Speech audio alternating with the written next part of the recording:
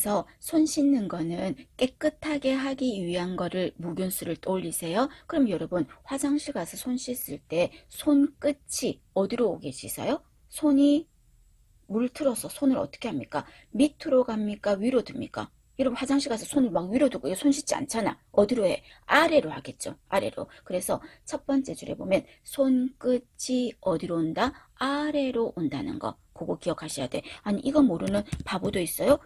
그런데 여러분 시험이 오면 시험장에 가면 바보가 된다니까? 잘못하면. 그래서 난독증이 생겨. 글씨는 읽었는데 뭔 뜻인지 몰라. 그래서 손끝이 아래로 하면은 내과적인 거 하는데 시험 문제에서 이렇게 말한다. 뭐라고 하냐면 팔꿈치가 항상 어디로 온다? 위로 이렇게 말할 거예요. 그러면 팔꿈치가 항상 위로 이러면 또 막 머릿속에서 헷갈릴 게 없죠. 잘 생각하시면 되겠죠. 팔꿈치가 위로 온다는 말은 손끝이 아래로 가는 것밖에 없잖아요. 이거는 뭐다? 내과적 손 씻기야.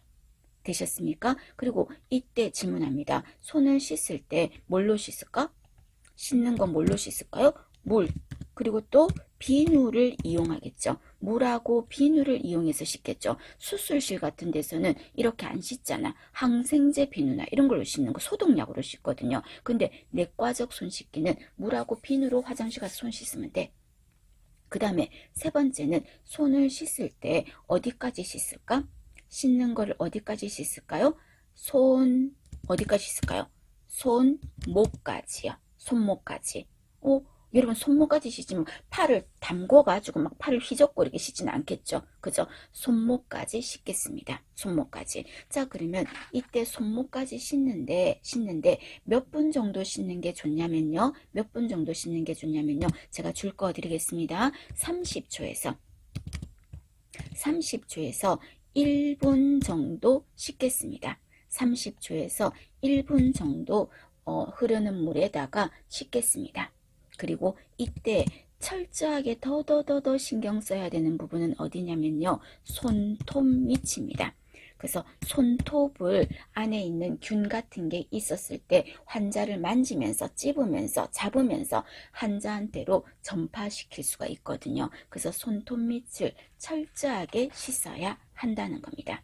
되셨습니까? 자, 61페이지에 줄을 꺼 주시겠습니까? 손 씻기에서 손끝은 항상 아래로 간다. 그 말은 다르게 말해서 적어두세요. 팔꿈치가 항상 위로 온다. 그 말 똑같은 말이고, 그 다음에 두 번째 줄에 뭐라고 돼 있습니까? 물과 비누를 이용해서 씻는다 라고 돼 있죠. 그러면 이때 내과적 손 씻기는 주로 언제 씻을까요? 하면은 환자와 세 번째 줄에 봐요. 환자와 접촉하기 전에도 씻으세요. 환자 접촉하기 전에는 왜 씻어? 혹시 내 손에 균이 묻어서 환자한테 옮길까봐. 그리고 접촉하고 나서는 왜 씻을까요? 혹시 내 손에 환자 만져서 환자균이 묻었을까봐. 그래서 접촉하기 전, 후에 씻어요. 그 다음에 또 오염된 기구에 닿거나 식사 전에도 씻어요. 되셨습니까? 그 다음에 기록이나 투약 전에도 씻어요. 그래서 모든 간호 업무의 시작과 끝에는 뭐를 한다? 시작과 끝에는 반드시 손을 씻는다 하는 게 특징입니다. 되셨어요? 자, 그 내용이 여러분 어디를 보시냐면 63페이지 갈까요? 63페이지 갈까요? 자, 63페이지에 보시면 손 씻기라는 말이 있을 거예요. 손 씻기. 자, 오른쪽에 팁에 한번 보시겠습니까? 오른쪽에 팁에 보시면 내과적 손 씻기라는 말 있죠. 자, 이때 손을 씻은 후는 이번에 보세요. 이번에 손을 씻은 후는 수도꼭지를 손으로 직접 만지지 않도록 하고, 이거 뭐다? 내과적이잖아. 그리고 만져야 된다면 뭘로? 타올로 감싼 다음에 만져라. 맞죠? 그 다음에 4번에 봐봐. 30초에서 몇 분? 1분 이상 흐르는 물에서 씻어라. 뭘로? 비누로. 그 다음에 5번 줄 그으셔야 되겠죠. 가장 오염된 부분으로 여기는 게 가장 대표적인 게 어디다? 손톱이에요. 손톱 밑이에요. 손가락보다도 손톱 밑이에요. 여기를 주의 깊게 씻고, 그리고 절대 손톱으로 긁지 않도록 하라 하는 게 특징입니다. 되셨습니까? 자, 그거 내과적 손 씻기 봐주십니다. 자, 그러면 이번에는 62페이지 교재 62페이지 보세요. 62페이지에 자 4번에 보시면 그죠? 4번에 8번째 줄쯤 되죠? 내과적 무균술이 요구되는 경우라는 말 보이시죠? 자, 시험 문제에서 물어요. 이 경우는 외과적 무균술을 지켜야 되냐? 내과적 무균술을 지켜야 되냐? 그거 시험에 엄청 자주 물어요. 그러면 이때 외과적 무균술이 지켜야 되는 경우 되게 많거든요. 그런데 어떤 거를 예외를 알아두면 좋냐면요. 내과적 무균술을 지키는 예를 알아두면 전부 다 그 예가 아니면 전부 다 뭐다? 외과적인 거야. 외과적인 겁니다. 그러면 내과적 무균술을 지켜야 되는 경우는 어떤 겁니까? 자, 여러분 제가 조금 전에 내과적 무균술은 소독이랬어요? 멸균이랬어요? 소독의 개념이면 돼. 즉 그 말은 깨끗하게만 하면 돼. 그죠? 멸균까진 필요 없어. 수술실 같은 건 필요 없어. 깨끗하게만 하면 돼. 되셨습니까? 자, 그러면 여러분 어떤 사례가 들어갈 수 있냐면요. 여기 우리 다음에 전체적으로 성인간호하고 또 나중에도 나오겠지만요. 여기 한번 볼까? 여기에 보면 제가 장기를 하나 여기 조그맣게 삽입을 해놨어요. 이 장기는요. 이름이 뭐냐면 이 장기의 이름은 대장입니다. 여러분 그림에서 한번 보세요. 요거는 그냥 그림으로 이해하시면 됩니다. 대장입니다. 대장. 그러면 대장이라는 거는 어떤 거냐면요. 덩을 만드는 곳이 대장이야. 그래서 덩이 만들어져 가지고 어떻게 어디로 나와야 됩니까? 변창고에 모여야 되겠지. 변창고 혹시 어딘지 알아요? 직장이야. 변이 모이는 창고가 직장입니다. 그러면 덩이 만들어져서 어디로 길을 따라 가는 거야. 위로 가. 그리고 또 옆으로 가. 그리고 또 밑으로 내려와. 그리고는 이렇게 쭉 걸쳐가지고 여기에 변이 딱 모여. 그럼 이 모이는 장소가 직장이라고 하는 거예요. 그럼 이 부분이 전부 다 변이 지나가는 이 루트가 대장인데, 자, 어떤 사람이 내가 대장암에 걸렸어요. 대장암이 생겼다고. 대장암이. 그러면 대장암이 생겼다면은 이때 제일 많이 생기는 부위가 어딘 줄 아세요? 여기에요. 여기 보면은 이렇게 돼 있죠. 알파벳 숫자로 치면 약간 뭐 비슷해? S자처럼 꼬여 있죠. 이 부분의 장을요. 이름을 무엇이라고 하냐면요.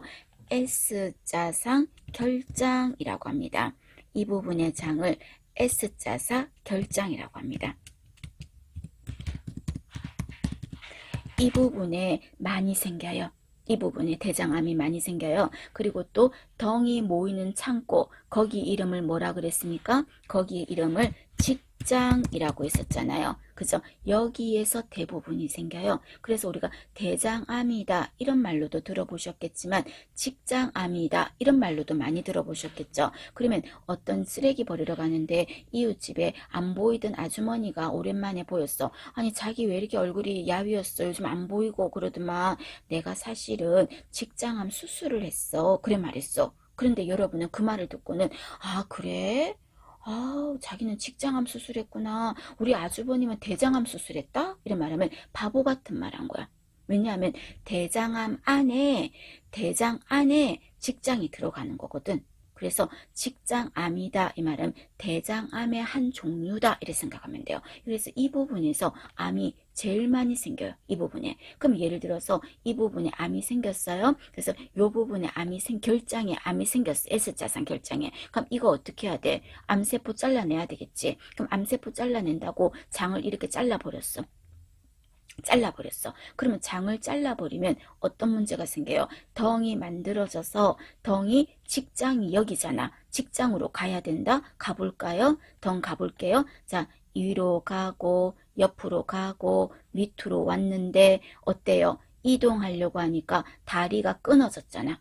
즉 변이 직장으로 가고 싶어도 다리가 끊어져서 더 이상 변이 직장이라는 곳으로 통해서 항문으로 못 나온다고. 다리가 끊어졌으니까. 그래서 수술하면 어떻게 한다? 일부 장을 잘라내고 이 잘라낸 이 끝부분 있죠? 요 끝부분을 배 바깥으로 끄집어내는 거예요. 배 바깥으로 이렇게 끄집어냈어. 그럼 이 배 바깥으로 이렇게 끄집어내 가지고요. 이렇게 장이 빨간 색깔 장 보이세요? 이걸 바깥으로 뺀 거야. 이게 바로 뭔데? 결장이에요. 결장. 결장을 바깥으로 빼냈어. 그럼 이쪽에다가 이제는 변이 어떻게 되냐면 장이 바깥으로 나왔으니 덩이 옆으로 가고 옆으로 가고 옆으로 가서 배 바깥으로 있잖아. 어떻게? 이쪽으로 변이 나오는 거죠. 이쪽으로 나오는 거죠. 그죠? 그래서 이쪽으로 나오는 이렇게 배 바깥으로 낸 이 부분, 이 부분의 이름을 우리 일반 사람들은 인공항문이라고 하고 이거를 조금 어렵게 말해서 장루라고 합니다. 장루. 되셨습니까? 자, 그러면 이쪽으로 변이 나오거든요. 그럼 이쪽으로 변이 나오니까 여러분들이 변을 싸야지 싶어서 아우 변 마려하고 항문 관략근에 힘을 꽉 주면 이쪽으로 나오는 게 아니잖아요. 이거는 항문으로 변을 보는 게 아니잖아요. 그럼 이쪽으로는 변이 그냥 내 의지와 상관없이 나올 수가 있어요. 그래서 이쪽에다 어떻게 한다? 요렇게 일회용 지퍼백 비슷하게요. 요렇게 주머니를 하나 딱 부착을 해놔요. 부착을 해놔. 그럼 여기에 어떻게 될까요? 변이 모이겠지. 변이 모이겠죠. 그럼 여기 변이 모였으면 일정량이 모여가지고 갈아줘야 되겠죠. 안 갈아주고 계속 놔두면 냄새나서 안 되잖아요. 그럼 갈아줄 거야. 그럼 이때 주머니를 갈아줄 때 질문합니다. 변이 어디로 나와? 여기 빨갛게 생긴 이 인공항문 장루로 변이 나오는데 여기는 변이 나오는 항문이잖아. 쉽게 말해서. 그럼 여기가 멸균이에요? 여기 멸균 아니잖아. 멸균이 아니고 여기는 분명히 균들이 있어. 여기 균이 있는 부위를 내가 만지는데 수술실처럼 만질 필요는 없지 않느냐는 거죠. 맞죠? 그래서 여기를 간호할 때는 비닐 지퍼백, 다시 비닐 지퍼백 생긴 장 주머니를 바꿔줄 때는 그냥 깨끗하게만 하면 되지 굳이 수술실처럼 할 필요는 없는 거죠. 맞나요? 왜? 지저분한 부위를 내가 만지는 거니까. 그러면 자, 내과적 모균술이 요구되는 거는 멸균이 아닌 부위를 만질 때는 굳이 외과적 모균술 지킬 필요 없고 깔끔하게만 하면 되는 거죠. 그러면 가장 대표적인 거 지저분한 거 하면 덩 아닙니까? 배설물 덩. 그러면 덩 하면 떠올라야 되는 게 뭐다? 관장이죠. 그래서 일반적으로 관장할 때 항문으로 관을 집어넣는데 항문 자체가 멸균 아닌데 내가 수술실처럼 멸균을 지킬 필요까지는 없겠죠. 그죠? 그래서 소독의 개념만 지켜도 된다고 그 말입니다. 또 변하고 관계되는 거 지금 뭐 있다 했습니까? 또 변하고 관계되는 게 어떤 거 있겠어요? 지금 장주머니 교환하는 거 있죠? 장주머니. 그래서 여기에 보면 장루교환이라는 말 보세요. 두 번째 줄에 장루를 교환할 때 장루 교환. 이 말은 인공항문에 주머니 달고 있는 거를 교환할 때 변이 모이는 배설물 모이는 곳인데 굳이 멸균은 필요 없지 않느냐 그 말입니다. 되셨습니까? 그래서 헷갈릴 거 없고 여러분 자 내과적 모균술은 변 떠올려. 그래서 변 하면은 관장 그 다음에 또 변 하면 인공항문에 대변 주머니 교환할 때 그것도 올리시면 돼요. 그 다음에 또 어느 부분이 있냐면요. 자 여러분 위관 튜브 삽입하는 거 하셨죠? 그럼 위관을 튜브할 때 어디로 집어넣어? 콧구멍으로 해서 집어넣을 거야. 맞나요? 그럼 코는 멸균이에요? 코 멸균 아니잖아. 코안이 멸균 아니잖아요. 그럼 코안이 멸균 아닌데 굳이 수술실처럼 할 필요는 없다는 거죠. 수술실처럼. 그렇다고 더럽게 하라는 소리가 아니라 소독의 개념만 지켜도 된다고요. 그러면 이때 위관 튜브를 삽입할 때 위관이라는 말이 나올 겁니다. 위관을 삽입할 때 이때 내과적 모균술만 지켜도 된다고요. 왜? 콧줄 꼽는 거 코가 멸균 아니니까. 되셨습니까? 그럼 이제 콧줄 위관을 꽂았어요. 그럼 이 환자는 음식을 어디로 줘요?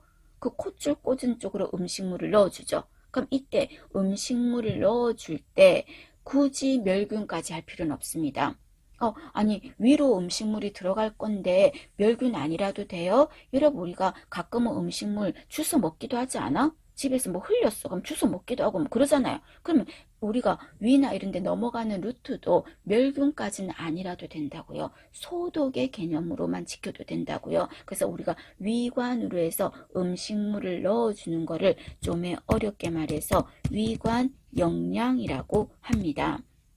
그래서 위관을 삽입할 때도 내과정만 지켜도 되고요. 그리고 또 위관으로 해서 영양을 줄 때도 내과정만 지켜도 돼요. 그래서 변하고 관계되는 거 몇 개 있어요? 2개. 변하고 관계되는 거 2개. 그리고 또 위관이라는 말 들어갈 거야. 위관 삽입. 그리고 또 위관 영양 하는 거는 내과적입니다. 되셨습니까? 봐주시고 그 다음에 두 번째 줄에 보시면 귀점적 투여라고 돼 있죠. 자, 여러분, 귀점적이라는 말은 귀에다가 약을 떨어뜨리겠다고. 귀에다가. 여러분, 우리가 중이염 같은 거 하면 귀에다 약 넣어주죠. 그럼 이때 멸균까지는 지킬 필요가 없다고. 왜? 귀가 멸균 아니잖아요. 귀가 멸균 아닌데 멸균까지 필요 없는 거죠. 그 다음에 또 구강약, 경구약이라고 할게요. 경구약 할 때, 경구약을 투여할 때 이때도 멸균은 필요 없어. 주사약은 반드시 멸균이라 해야 돼. 그런데 경구약은 줄 때 멸균 아니라 돼요. 왜요? 이러면 약 떨어뜨리면 주워 먹지 않아? 먹으려고 약 갖다가 약이 떨어지면 주워 먹기도 하잖아요. 그죠? 그러니까 입이 멸균이 아닌 거죠. 이런 것들은 멸균까지는 필요 없고 무슨 개념만으로도 된다? 소독의 개념인 내과적 무균술만 해도 되는 거죠. 되셨습니까? 자, 그 다음에 여러분, 우리가 대표적으로 아까 균이 퍼뜨려질까봐 그 환자 따로 떼놓는 거, 그걸 뭐라 그랬지? 따로 떼놓는 거, 격리라고 했죠. 그럼 이 격리는 이 환자가 균이 있는 게잖아요. 이 균이 있는 환자를 내가 굳이 수술실처럼 멸균을 지킬 필요는 없잖아요. 소독의 개념만 지켜도 된다고요. 그래서 격리 이런 거 내과적 무균술에 들어가겠습니다. 되셨습니까? 자, 시험 문제에서 4번 잘 묻습니다. 내과적 무균술이 요구되는 경우가 뭐냐? 이래 말하면 어떤 키워드를 떠올린다? 변하고 관계되는 관장, 그리고 또 변하고 관계되는 장루 떠올리세요. 그 다음에 위관, 이 말 들어가. 위관 삽입, 또 위관 영양. 아셨죠? 이 네 가지가 제일 중요해. 제일 중요하고, 그리고 격리 환자 다룰 때도 내과적 무균술이다. 표시하고 계신 거죠? 자, 기억을 하셔야 됩니다. 봐주시고, 그 다음에 끝에 보시면 역격리라는 말 있죠. 자, 여러분, 격리의 반대가 거꾸로가 역격리라고 생각하세요. 그러면 이건 어떤 거냐면, 자, 결핵 환자는 다른 사람한테 균을 옮겨야 안 옮겨요? 옮기지. 그럼 결핵 환자를 떼놓는 이유는 왜 떼나?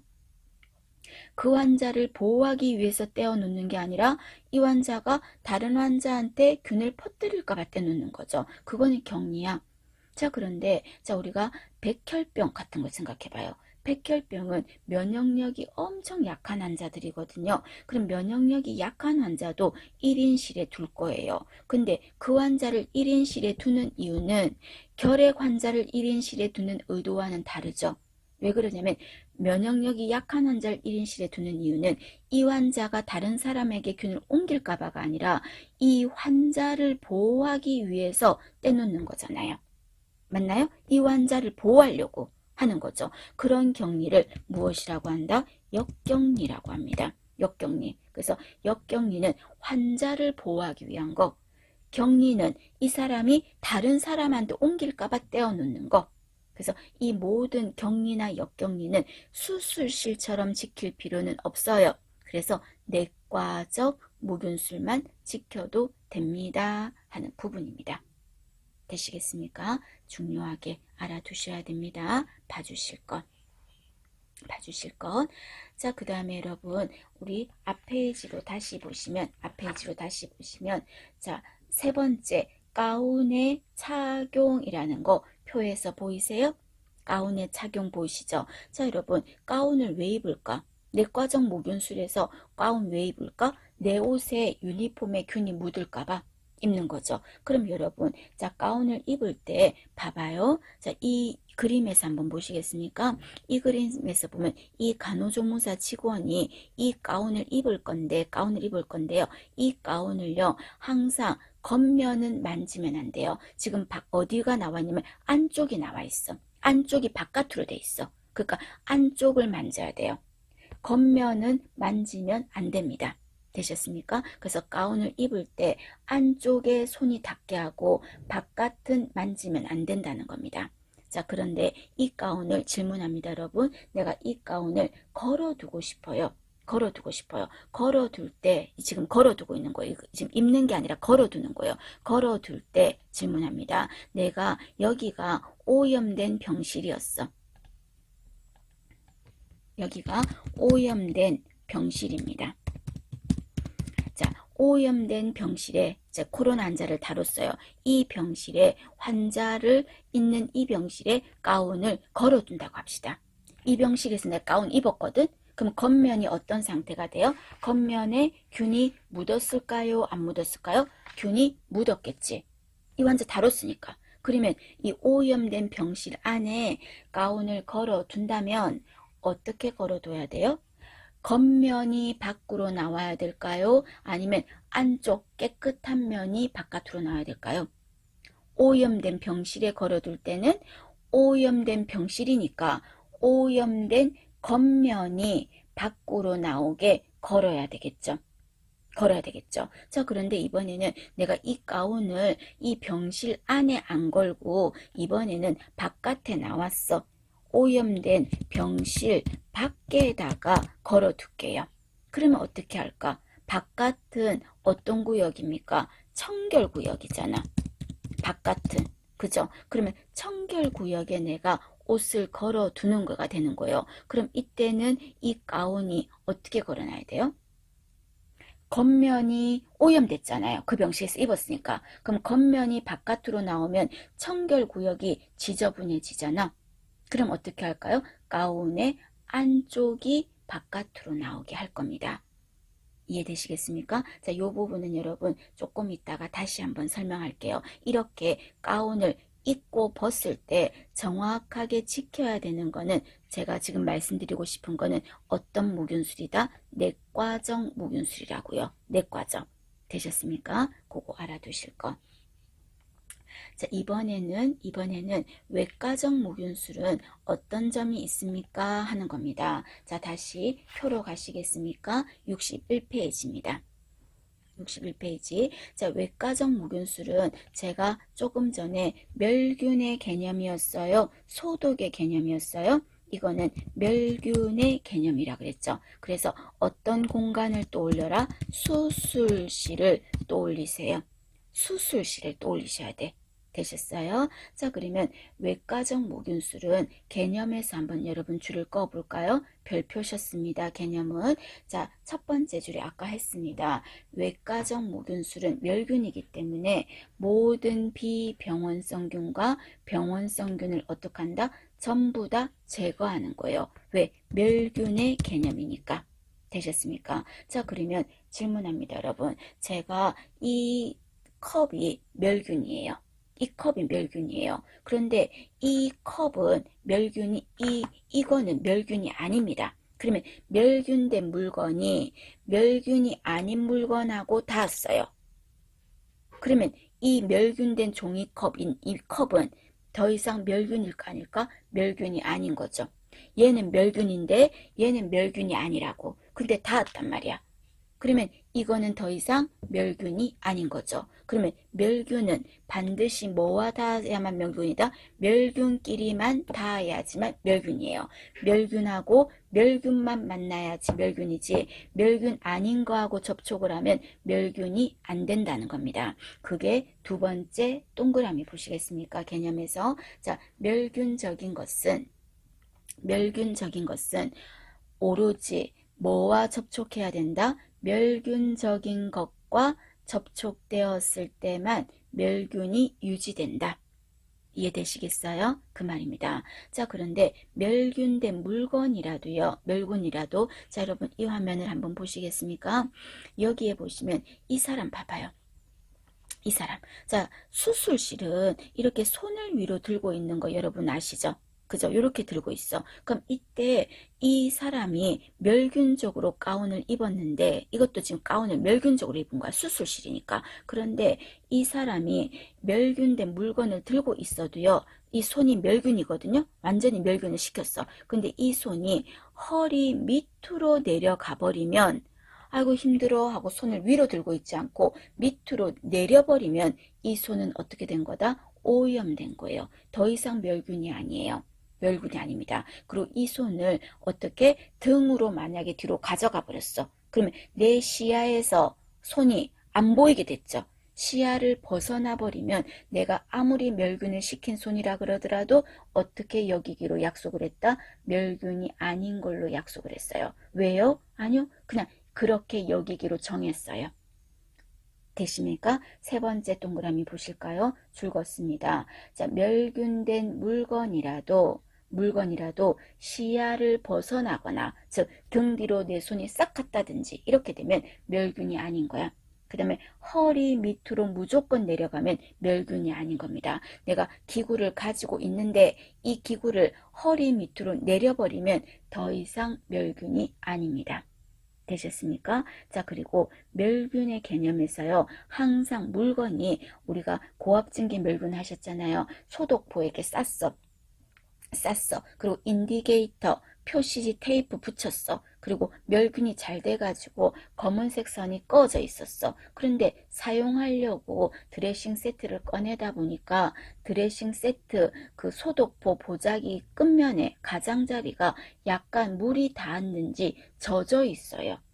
그러면 안 썼던 거라도 유효기간이 많이 남았던 거라도 무조건 젖었으면 어떻게 약속을 했다? 멸균이 아닌 걸로 약속을 했어요. 무조건 젖었으면. 그래서 마지막 동그라미에 보시면 젖은 물건은 멸균적이지 않다고 본다라고 했습니다. 되시겠습니까? 자, 멸균은 뭐와 닿아야지만 멸균이다. 멸균과 닿아야지만 멸균이다. 그리고 멸균된 거라도 허리 밑으로 내려가면 오염. 그 다음에 멸균된 거라도 시야를 벗어나 버려서 등 쪽으로 간다든지 안 보이는 쪽으로 가버리면 오염. 그리고 멸균된 거라도 젖었으면 어떻게 오염이라고 약속을 정했어요. 되셨어요? 이 지금 말한 이 모든 것은 외과적 무균술입니다. 되시겠습니까?